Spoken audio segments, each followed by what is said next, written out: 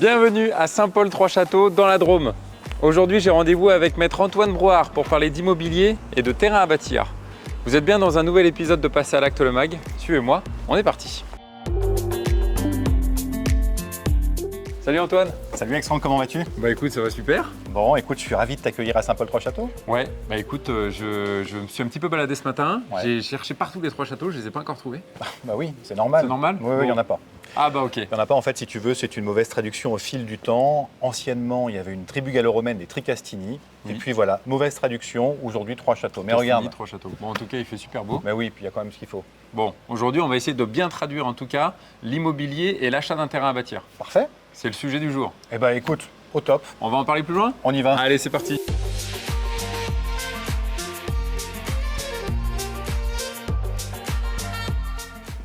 Alors Antoine, si j'achète un terrain à bâtir, j'ai deux possibilités. Soit je l'achète sur un lotissement, C'est ça. soit je l'achète en secteur diffus. D'abord, qu'est-ce que ça veut dire, secteur diffus? Secteur diffus, c'est vrai que c'est un terme qu'on peine à comprendre. Bah, secteur diffus, ça veut tout simplement dire qu'on n'est pas dans un lotissement. D'accord, donc c'est tous les autres terrains finalement. C'est tous les autres terrains, hors lotissement, quels qu'ils soient. Ok. Alors c'est quoi la différence du coup entre les deux? Ben, un lotissement, déjà, on va généralement avoir un petit terrain, pas très Ouais. grand. C'est par contre ce qu'on va trouver le plus aujourd'hui sur le marché. Et c'est un terrain qui va être vendu souvent par un professionnel. D'accord. Un terrain en secteur diffus, généralement, ce sont des particuliers qui se les vendent entre particuliers. D'accord. Et ce sont souvent des terrains de plus grande importance. D'accord. Après, il n'y a pas que ça comme différence, bien Ouais. entendu. Parce que ce qu'il faut savoir, c'est que dans un lotissement, si j'achète un terrain en lotissement ou si j'achète un terrain dans un secteur diffus, les garanties ne sont pas les mêmes. Ouais. Déjà, dans un lotissement, on a une obligation de bornage. C'est-à-dire que le lotisseur, le vendeur, il va délimiter le terrain, il va Ouais.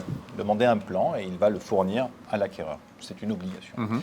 Ce que nous, on n'a pas retrouvé dans... C'est pas obligatoire en secteur diffus. exactement. Ok. Aussi, par rapport aux viabilités. Mhm. Quand un acquéreur achète un terrain à bâtir dans un lotissement, forcément, il a ses petites logettes, ses petites coffrets, ce qu'on appelle, qui sont situés en limite de terrain, où il n'a plus qu'à venir se brancher une fois qu'il a construit sa maison. Dans un secteur diffus, c'est pas pareil.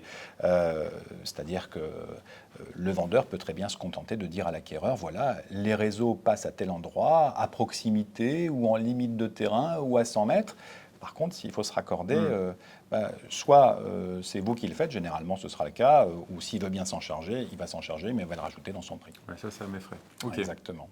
Et puis, est-ce qu'il y a du coup, il y a un délai, je crois, il y a une différence entre le délai de rétractation, qu'on soit sur un lotissement ou sur un terrain diffus? Exactement, parce que la loi prévoit, comme quand on achète une maison Ouais. ou un appartement, que l'acquéreur d'un terrain à bâtir dans un lotissement uniquement vient bénéficier également d'un droit de rétractation. D'accord. Ce qui veut dire que si tu achètes un terrain dans un secteur diffus, bah, tu vas t'engager fermement dès le premier jour, Oui, dès là, la signature du compromis. Je m'engage et puis c'est parti, quoi. C'est parti. Ok.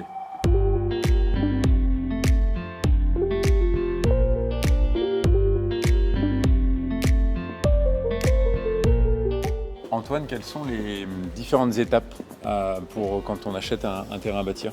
Alors déjà, il y a une étape incontournable à laquelle on ne pense pas forcément, c'est d'aller voir son banquier.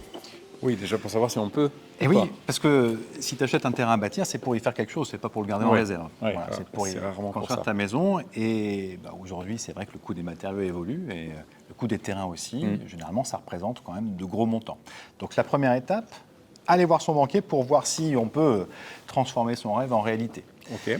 La deuxième étape, c'est une fois qu'on a trouvé peut-être le terrain, se renseigner à la mairie sur ses principes de constructibilité, quelles sont les règles d'urbanisme applicables, dans les grandes lignes, on va dire, sans trop rentrer dans les détails. Et puis, est-ce qu'on est concerné là-bas par une géologie particulière? D'accord. Est-ce qu'il y a une potentialité de présence d'argile dans le sol? Parce que si tel est le cas, eh bien, le vendeur devra fournir une étude de sol préalable. D'accord. Et ensuite, moi, avec mon constructeur, je devrais faire, enfin l'acquéreur avec son constructeur, il devra faire une étude de sol complémentaire D'accord. pour bien définir l'implantation de sa maison et puis voir s'il y a des contraintes qui sont liées justement à cette particularité géologique. Ok. Une fois que ça c'est réalisé, bah, l'étape incontournable, évidemment, c'est d'aller voir son notaire. Ouais. Ah oui, c'est mieux. Définir son projet et puis surtout être conseillé. Donc on va toujours conseiller, nous, à nos acquéreurs, de porter en condition d'une part l'obtention du financement qui va lui permettre d'acheter et de construire, Et puis le plus important aussi, c'est d'obtenir un permis de construire. Oui.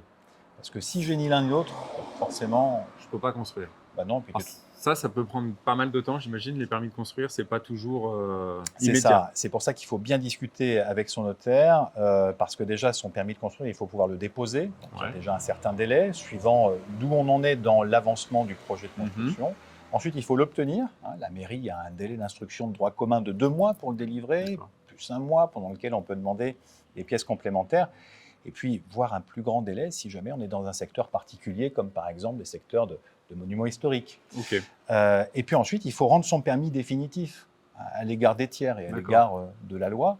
Et la loi prévoit que, on va encore rajouter un délai de 3 mois supplémentaire. D'accord, oui, donc ça prend quand même. On dit, Il faut l'anticiper. Voilà, on a coutume de dire, quand on signe une promesse de vente pour un terrain à bâtir, que c'est comme quand on accueille un enfant, ça dure à minima 9 mois. Voilà, c'est ça. Ok.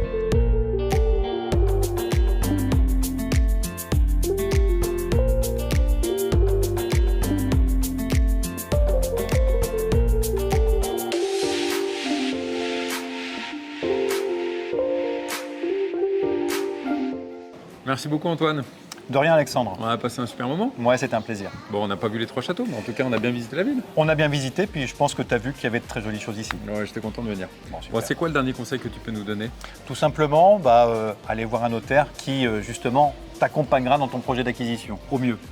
Bon, je vais prendre rendez-vous avec toi bientôt alors. Ouais, avec plaisir. À bientôt Antoine. À bientôt, Alexandre. Bon, si vous avez déjà un besoin d'information, vous pouvez déjà consulter le site passerlacte.com.